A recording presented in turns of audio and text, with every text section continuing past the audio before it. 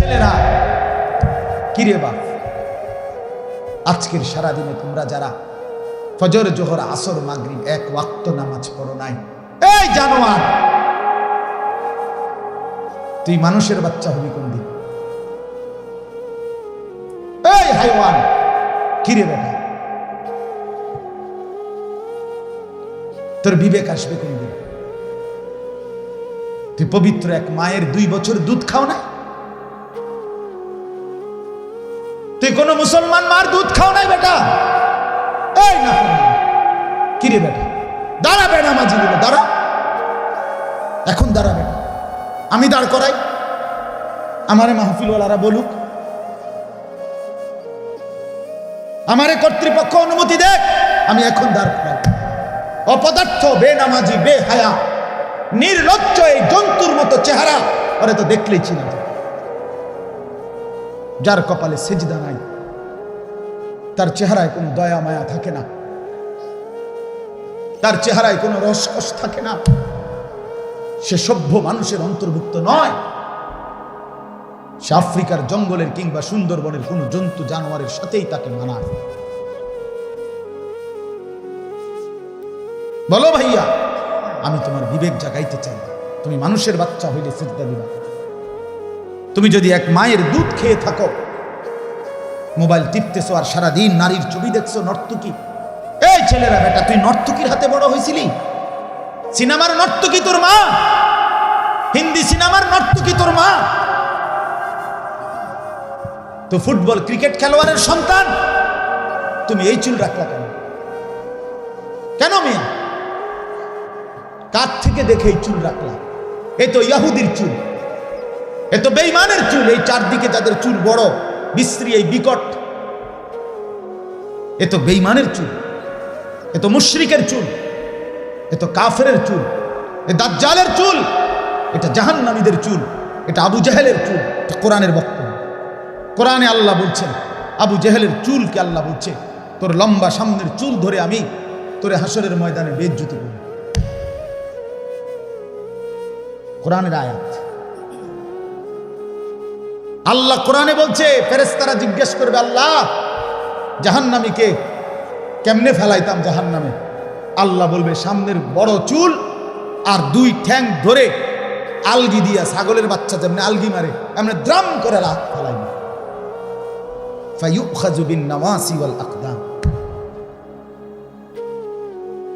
নবীজি বলছে দাজ্জালের চুল, মুসলিম শরীফের হাদিস, আল্লাহর নবী বলছেন দাজ্জালের চুল বড় এলোমেলো, স্বাভাবিকতার পরিপন্থী। নবীজি বলছেন এটা দাজ্জালের চুল। কার চুল? দাজ্জালের চুল। আপনারা বলেন চাচারা, আপনারা বলেন, আপনাদের ছেলেদেরকে বলেন, আমি যদি আর কোনোদিন না আসি, আমি যদি আর কোনোদিন বলার সুযোগ না পাই, এজন্য আমি একবারই বলব, এরপরে আপনারা বলুন। কোন এক বিবেকবান বন্ধু ছেলে তুমি বইল অন্যকে, সবাই তো আর একরকম হয় না। যদি কারো বিবেক লাগে তুমি বইল অন্যকে, যেটা মুসলমানের চুল। এটা কোনো ভদ্রতা না, এটা কোনো পৃথিবীর কোনো গবেষণাতে এই ফ্যাশনকে সৌন্দর্যপূর্ণ এটা কোনো প্রমাণিত হয় নাই। হয়েছে কোথাও? তো আমি অনুরোধ করছি, নষ্ট না হয় ভাইয়া। এর ভিতরে যারা বসছে সবাই চিন্তা বাদ দাও। দোস্ত আমার, হাত জোর করে অনুরোধ, নষ্ট হয়েও না, জিন্দগি নষ্ট করে দিও না। তু আগার মেরা नहीं बनता ना बन अपना तो बन। সৈয়দ আবুল হাসান আলী নদভী বলছে, তুমি আমার জন্য কিছু না হও, এই দেশ জাতি সমাজ এই পৃথিবীর কোনো উপকার যদি নাই করতে পারো, ঠিক আছে করো না, নিজের ভালো তো করো, আপনা তো বান, নিজের ভালোটাও করবে না। এই অনবরত মোবাইলের ছবি তোমারে কোথায় গিয়ে পৌঁছাবে? দিবা নিশি নারীর আড্ডা তোমারে কোথায় গিয়ে পৌঁছাবে? প্রতিদিন 8-10 ঘন্টা এই সমবয়সী বন্ধু যারা এক ওয়াক্ত নামাজ পড়ে না, যারা পেশাব করে পানি নেয় না, যাদের মুখের কথায় কথায় মা বোন নিয়ে গাইল্লায়, অসভ্য, নোংরা, বিশ্রী, কুকুর বিড়ালের চাইতে নিকৃষ্ট, যারা অশোভনীয়, জিনা, ব্যভিচার, অসভ্যতা, বেহায়াপনা, অশ্লীলতার নারীকে কেন্দ্র করে কথা বলে, এই জানোয়ার স্বভাব, এই শয়তান ইবলিসের সাথে চলে তোমার গন্তব্য কোথায়? এ তো শয়তান।